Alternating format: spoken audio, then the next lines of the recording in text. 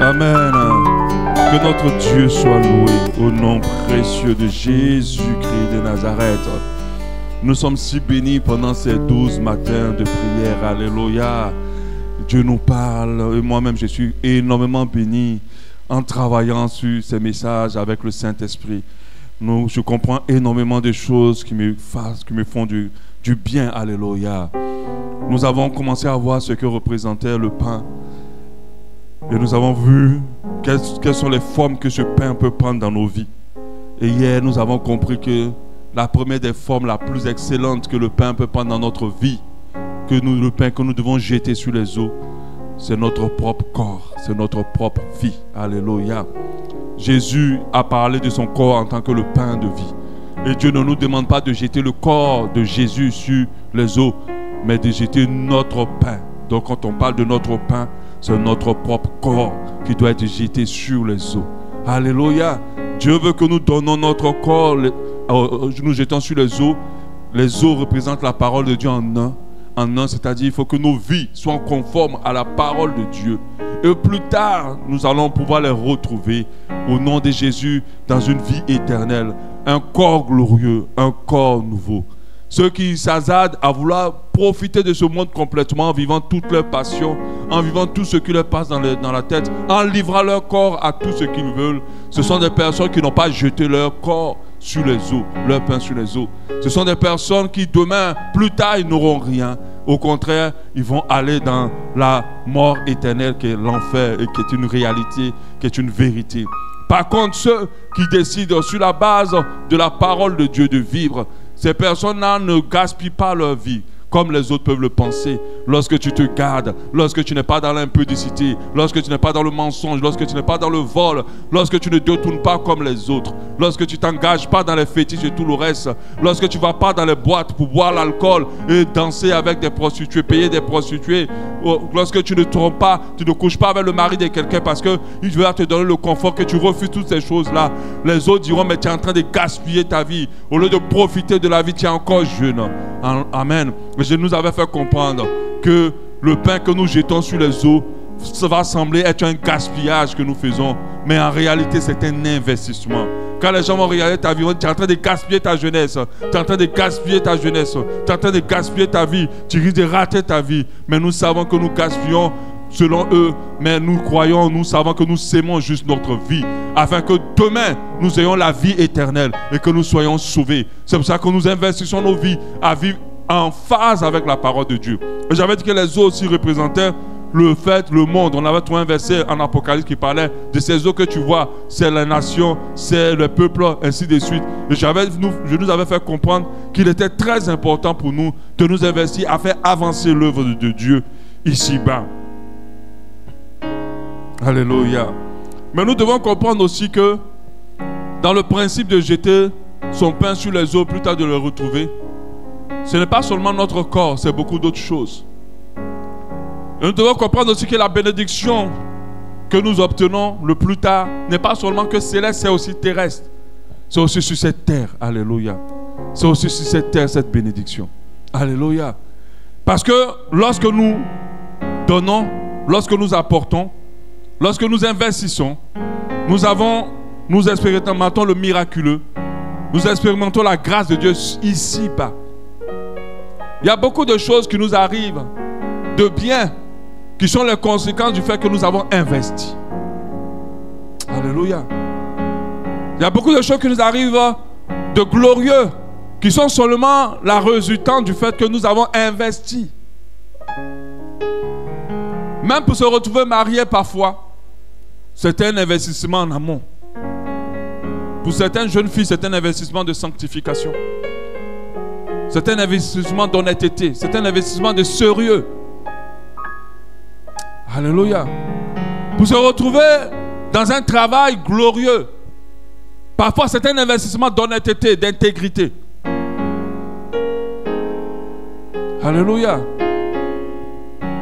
Et nous devons comprendre que Dieu nous bénit ici-bas. Comme il a dit en Luc 18, 29, Jésus leur dit, je vous dis, en vérité, il n'y a personne qui, ayant quitté à cause du royaume de Dieu, sa maison, sa femme, ou ses frères, ou ses parents, ou ses enfants, Donc il parle de sacrifice. Il parle de sacrifice. Comme je dis, c'est un mot de sacrifice.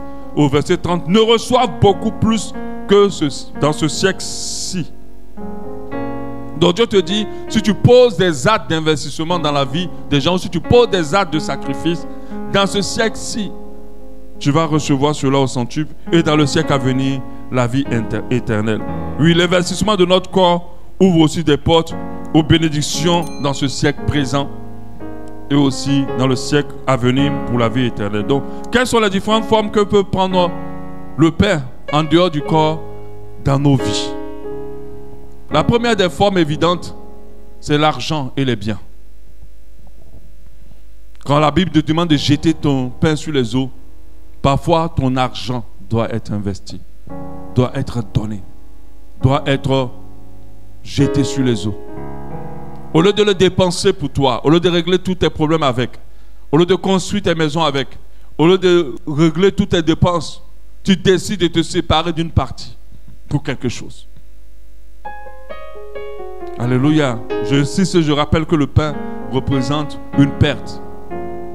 Tu décides de te séparer d'une partie pour quelque chose, tu le jettes sur les eaux. Mais cette partie que tu jettes sur les eaux va te revenir plus tard. 2 Corinthiens 9, verset 5. J'ai donc jugé nécessaire d'inviter les frères pour rendre auparavant chez vous, à s'occuper de votre libéralité déjà promise, afin qu'elle soit prête de manière à être une libéralité et non des actes. Excusez-moi.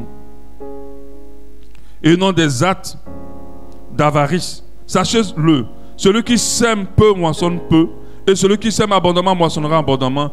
Que chacun donne comme il a résolu en son corps, sans tristesse ni contrainte, car Dieu aime celui qui donne avec joie.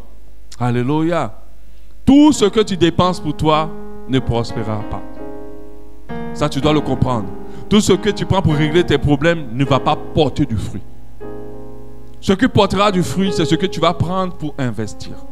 Ce que tu vas prendre pour investir, tu vas donner aux autres. Tu vas investir dans des projets. Tu vas investir dans des entreprises.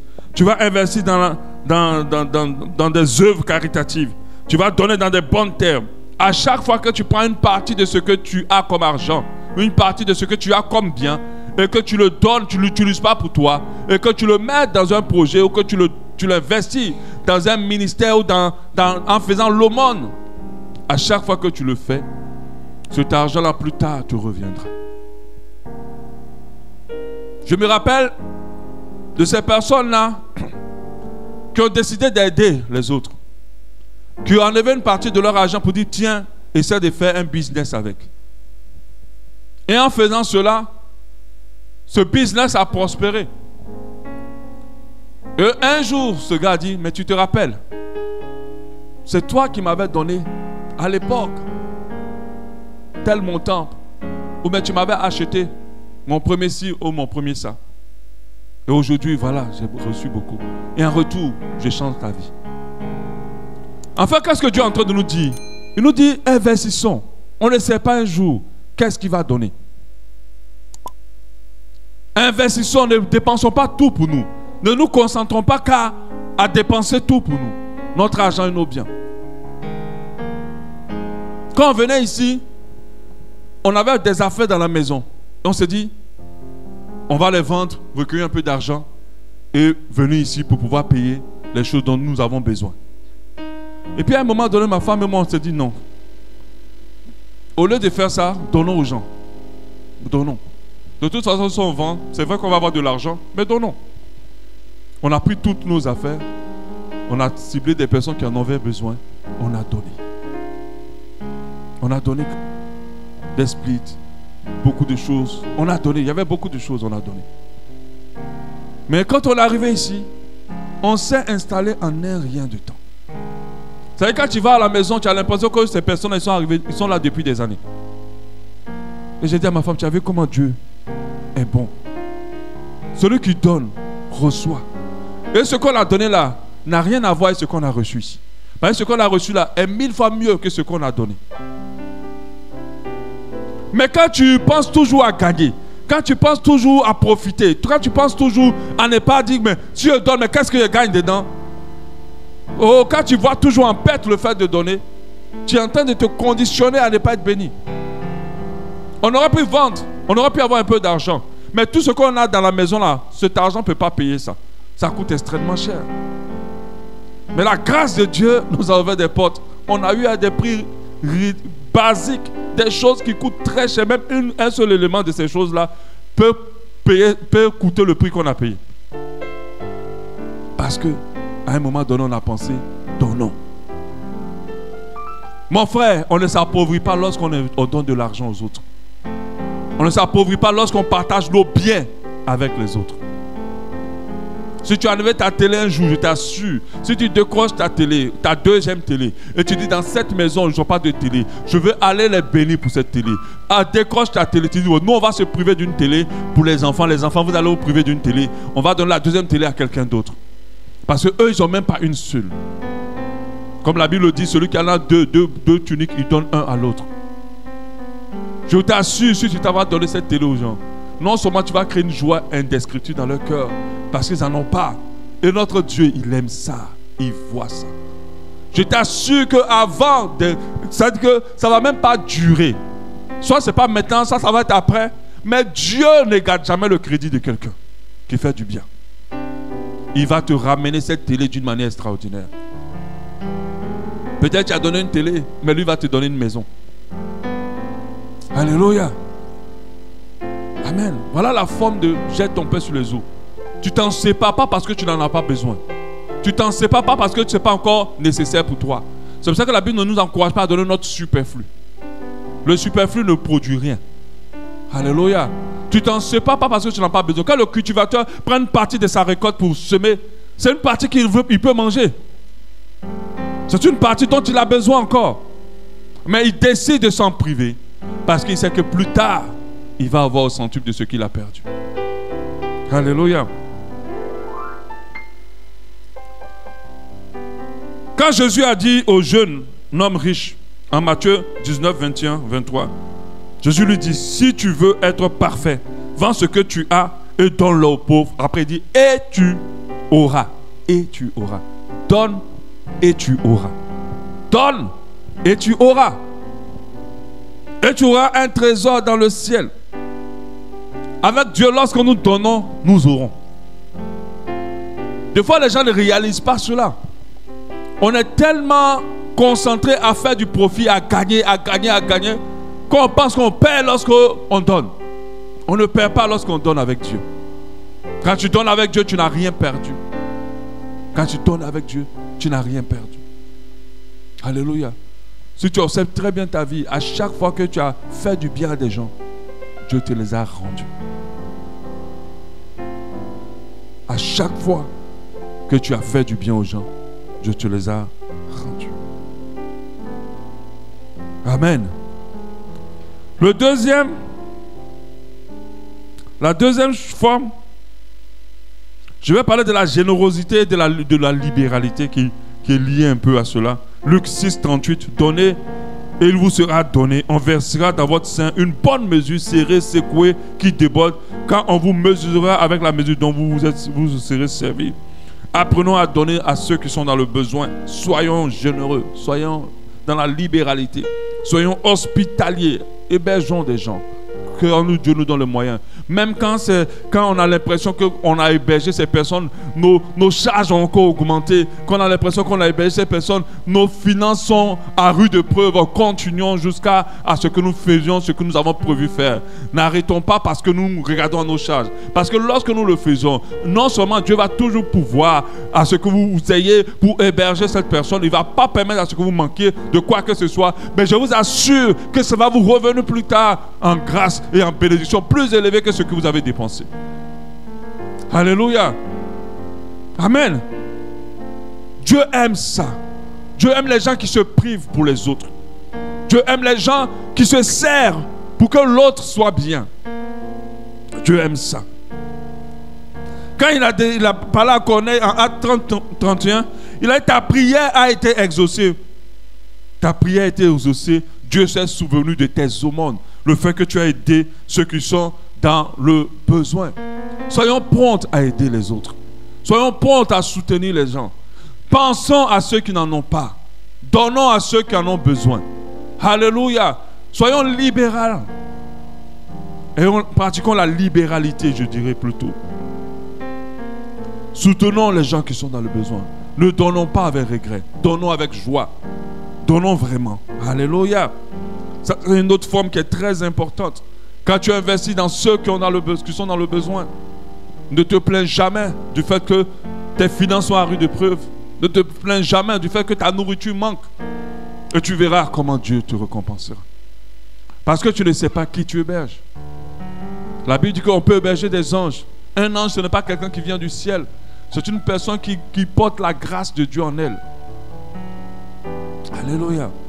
C'est une personne que Dieu aime tellement et qu'il est ému de te voir en prendre soin. Amen. Parce que nous les hommes, nous avons un regard qui n'est pas le regard de Dieu. On peut traiter de banal ce qui est précieux aux yeux de Dieu. Donc faisons très attention. Et on peut traiter de précieux ce qui est banal aux yeux de Dieu. Parce que si c'est un tonton ou un parent très riche, très bon, on est prêt à se battre parfois. À lui donner le meilleur. Mais pendant qu'on est en train d'héberger quelqu'un de banal. Amen. Faisons très attention. Troisième, l'amour et l'affection. Amen. On a tendance parfois à réclamer l'amour aux autres pendant que nous n'avons sémé aucun amour en eux. Et c'est d'autant plus vrai dans leur couple en fait. On réclame beaucoup d'amour de la part de l'autre, mais on ne s'est pas rassuré d'avoir investi de l'amour en lui ou en elle. La première chose pour recevoir, c'est de donner. La première condition pour recevoir, c'est d'investir. C'est de commencer par là. Et non pas de commencer à te stresser, à troubler l'autre parce que l'autre ne t'aime pas. Commence à investir l'amour en l'autre. Et ne te relâche pas de le faire. Vous allez voir par la suite que quand la Bible dit jette ton pain sur les eaux, il nous donne la condition de dire d'insister. Parce qu'on ne sait pas qu'est-ce qui va marcher. Si tu donnes l'amour et que tu l'as pas, continue à donner. Un jour, tu verras. Amen. C'est la même chose pour l'affection. Amen. Il faut faire très attention d'être ces gens de personnes qui, lorsqu'ils aiment, ils veulent tout de suite recevoir. Aimons sans condition. L'amour des gens de ce monde est imparfait. L'amour de Dieu seul est parfait. Parce que l'amour de Dieu n'a pas de condition. Dieu ne t'aime pas pour qu'en retour tu l'aimes. Dieu t'aime tout simplement. Et c'est pour cela que nous l'aimons sans contrainte. Et nous l'aimons de tout notre cœur. Parce que Dieu ne vient pas nous demander tu m'aimes pas aussi, tu m'aimes pas aussi, je vois que tu m'aimes pas. Non, il n'a pas le temps pour ça. Malgré même que nous posons des actes qui ne lui plaisent pas, il nous serre encore dans ses bras. Il nous aime. Parce que son amour n'est pas conditionné par rapport à notre fonctionnement. Son amour est au-delà de notre fonctionnement. Il n'a pas de conditions. C'est ce qu'on appelle l'amour agapé. L'amour sans condition. Nous devons apprendre à aimer et à donner de l'affection aux gens sans condition. Nous ne devons pas aimer les gens parce qu'ils méritent d'être aimés. La Bible nous encourage même à aimer nos ennemis. Est-ce que vous savez que la meilleure manière de pousser quelqu'un dans la colère de Dieu, c'est de lui rendre l'amour à la place de la haine qu'il t'apporte? L'amour que nous devons manifester doit être sans condition. Nous devons tout le temps jeter. On ne le sait jamais. Qu'est-ce que cet amour va donner un jour? Parfois, nous sommes dans des relations importantes où nous aimons les gens. Et puis en réalité, en retour, ils réagissent mauvais envers nous. Et puis nous continuons quand même à les aimer. Et au fur et à mesure que nous les aimons, on voit que le cœur de ces personnes change. Amen. Il y a beaucoup de personnes dans cette église, en moi en tant que pasteur, que j'aurais barré à la seconde. Ou que j'aurais barré à cause des actes graves. Mais que j'ai continué à aimer. Et puis au fur et à l'évolution de la relation, je vois que ces personnes ont changé. Elles sont maintenant plus adoucies. Elles donnent beaucoup plus d'amour. Elles sont plus comme avant. Alléluia. N'aimons pas par condition. Aimons sans condition. Les gens du monde aiment par condition. Et celui qui aime par condition souffrira toujours. Il aura toujours des problèmes. Parce que si je t'aime parce que tu es bien et que je te hais parce que tu es mauvais, alors je ne t'aime pas. Et je ne suis pas en train de jeter mon pain sur les eaux. Parce que moi, je fais les choses par intérêt. Or, il ne faut pas faire quoi que ce soit par intérêt. En aimant, nous ne savons pas. Alléluia. Il y a des gens qui ont été aimés, qui ont aimé des personnes d'une manière inconditionnelle. Aujourd'hui, à cause de cet amour qu'ils ont donné à ces personnes-là, leur vie a changé. Vous ne savez pas qui vous aimez parfois. Vous ne savez pas en qui vous investissez vos amours, votre affection. Parfois, vous investissez votre affection au PDG d'une grande entreprise. Vous ne le savez pas. Je me rappelle de cette histoire, je peux me permettre de la donner. J'ai un de mes petits, c'était à l'époque. Moi, Dieu m'a beaucoup utilisé dans la vie de beaucoup de personnes. Par la grâce de Dieu, à aimer et à être patient à aimer. Je donne un des exemples parmi beaucoup d'exemples. C'est un de mes petits, il me connaissait depuis que j'étais à Abidjan par mon site internet. Et la première fois qu'il m'a vu, il était tellement content, il me parlait et tout ça. Et moi, vraiment, je n'étais pas très concentré sur lui. Et je l'avais zappé. Et lui, il avait été frustré. Je ne savais pas, en fait.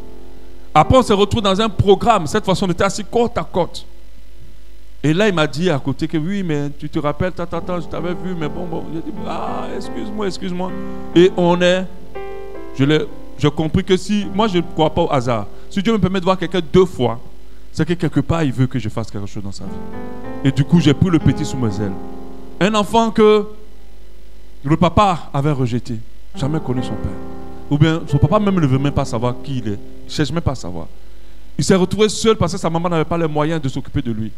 De l'obliger de vendre des crêpes, de vendre des choses pour pouvoir payer son école, pour pouvoir prendre soin de lui. Il était livré à lui-même à un petit âge, 22, 23 ans. Et j'ai pris soin de ce jeune-là. Mais ce n'était pas facile parce que les personnes blessées blessent. Hein? Ah oui. Quand vous prenez soin de quelqu'un qui a souffert, préparez-vous à souffrir. Mais malgré cela, il a tout fait. Il est monté. C'est quand je vois qu'il est déjà dans ses esprits sont levés en griffe, je vais tout le prendre, parler à lui, le calmer et essayer de lui faire comprendre. Quelqu'un devrait dire, mais laisse-le. Mais non, j'ai continué à l'aimer. Dans cet amour, je lui ai donné fait une petite formation de mon travail. Je lui ai dit, apprends. Il y a longtemps, hein, je pense que ma femme, on venait à peine se marier, un truc comme ça. Je lui ai appris un peu le métier. J'ai dit, regarde, fais ça, fais ci, fais ça. Et il a appris. Il était comptable. Mais en apprenant mon travail d'infographiste, je ne savais pas que j'étais en train de changer sa vie. Pour faire court, il a commencé à aimer ce métier que je lui ai appris. À chaque fois, il faisait les créas, il me les envoyait. Il dit, regarde, qu'est-ce que tu en penses? Je critiquais. Et puis, il corrigeait. Je continuais. Et Dieu a commencé à le lever. Il est parti d'abord en Inde. Il allait faire une formation pour amplifier ce que je lui ai appris. Après, quand il revient, bam, Dieu l'amène aux États-Unis. Aujourd'hui, je vous parle, il travaille à Adobe, une des plus grandes sociétés américaines. Il est un boss dans cette entreprise. Il est devenu riche. Aujourd'hui, il me dit, le jour où tu veux venir aux États-Unis, dis-moi seulement, je m'en occupe. Mais qu'est-ce que j'ai donné? Juste de l'amour, pour un temps. J'aurais pu avoir mon amour conditionné. Parce que quand il m'a vraiment fatigué, j'aurais pu laisser. Mais je ne l'ai pas fait. Aujourd'hui, la reconnaissance de ce jeune ne finit jamais. Sa maman ne fait que m'appeler tous les jours. Il me dit merci. Presque tout le temps. Alléluia. C'est ça, jeter son pain sur les eaux et plus tard les retrouver. Moi, je n'aime pas demander, mais je sais que si j'appelle tout de suite pour dire j'ai besoin de temps, il va dire attends, je te fais le virement. Oui, je t'envoie l'Ouest. Alléluia. Mais à cause de quoi? Parce que j'ai aimé sans condition. Apprenez à donner votre amour, à ne pas attendre quelque chose. Même si la personne ne le reconnaît pas. Dieu, qui ne garde aucun crédit, va vous le renvoyer au centuple. Alléluia. Donc aimons les gens. Pardonnons à ceux qui nous font du mal. Aimons pour rien sans condition. Jette un peu sur les eaux aussi, c'est le travail et l'énergie. On ne réussit pas en dormant. Il faut investir ton énergie à travailler. Même si ce que tu fais ne donne rien aujourd'hui, demain, ça va donner. C'est ce que tu dois comprendre aussi. Ceux qui se découragent parce qu'ils font, ils ne voient rien, ou ils ne gagnent pas beaucoup, c'est des personnes qui n'ont pas compris que ce travail que tu es en train de faire aujourd'hui là, on ne sait jamais. Dieu peut à 1000 façons de changer ta condition. Tu peux venir travailler pour un gars extrêmement riche. C'est le jour où tu es en train de travailler, c'est un gars extrêmement riche qui arrive et qui aime ton affaire et qui te trouve là, qui dit oui, ce que tu es en train de faire, je veux que tu viennes le faire pour moi, pour mon entreprise ou dans ma maison. Voilà, ta condition a changé. On ne sait pas quand il y aura un rendez-vous divin entre toi et ton succès. N'arrête pas de travailler. Travaille bien. Ne méprise pas ce que tu fais. Investis toute ton énergie à l'intérieur. Parce que tu ne sais pas là où tu es. Et ce que tu es en train de faire, continue. Plus tard, tu vas comprendre pourquoi Dieu t'a emmené là. Quand Joseph était en train de travailler en tant qu'esclave, chez Potiphar, il ne savait pas qu'il serait demain le gouverneur d'Égypte. Le gouverneur d'Égypte. Même à l'église ici, quand Dieu t'utilise, ne néglige pas cela. Ne néglige pas. Investis ton énergie. Travaille à fond. Donne tout ton possible, tout ton nécessaire. On ne sait jamais. On ne sait jamais quand le rendez-vous divin sera ton partage. Alléluia. Si tu es un entrepreneur et que malgré tout ce que tu fais, tu ne gagnes pas beaucoup, continue à travailler. Il aura un rendez-vous divin d'une affaire bien serrée, secouée, qui déborde, qui va être ton partage un jour. Et ta condition changera à jamais. Ne nous décourageons pas. Continue à travailler. Jette ton pain sur les eaux, plus tard tu le retrouveras. Ça dit, continue, investis-toi. Investis-toi en amour, investis-toi en travail, investis-toi en charité, investis-toi en libéralité. Investis-toi, ne regarde pas la dépense. Plus tard, Dieu se souviendra de toi. Un jour, ta condition changera. Alléluia. La bonté et l'hospitalité, comme je dis, soyons bons envers tous. On ne sait jamais. Il y a des personnes, quelqu'un vient te parler, et madame, s'il vous plaît, c'était ma place. Alors que c'est encore votre place, elle commence à crier déjà. C'est ma place. Non. Ah, monsieur, c'est votre place. Bon, c'est pas grave, asseyez-vous. Asseyez-vous, je vais m'asseoir à côté. Gentiment. Et la personne dit, waouh, elle est gentille. Ou bien il est gentil. Le poste dans lequel on t'a placé, je te dis sans prophétie, c'est un poste de destinée. L'endroit où tu es arrêté là, c'est un endroit de destinée. Il y a quelqu'un qui va venir te trouver là. C'est une parole pour quelqu'un. Peut-être pendant que tu seras en train de rentrer à la maison en ayant travaillé dans ce travail où tu gagnes des miettes. C'est ce jour-là que tu vas rencontrer, tu as fait une rencontre prophétique puissante. Faites très attention, ne méprisez pas les petites choses. Ne méprisez pas les petits gains. Ne méprisez pas les petites choses. Accordez de l'importance. Investissez-vous. Soyez bons envers les gens. Soyez bons envers vos ennemis. Soyez bons envers tous. Que la bonté de Dieu soit votre partage en toutes choses. Parce que c'est en cela que Dieu veut que nous, c'est comme ça que Dieu veut que nous soyons. Et en investissant la bonté, nous pouvons récolter demain quelque chose de grand, quelque chose de puissant. Il y a certaines nominations qui se font sur cette base de quelqu'un qui a investi son temps, qui a été bon, qui a investi l'honnêteté, qui a investi l'intégrité. Quelqu'un qui a investi la charité. Et puis on t'appelle, tu ne sais même pas. Alléluia. Jetons nos pains sur les eaux. Et plus tard, nous les retrouverons. Alléluia. Que Dieu nous bénisse.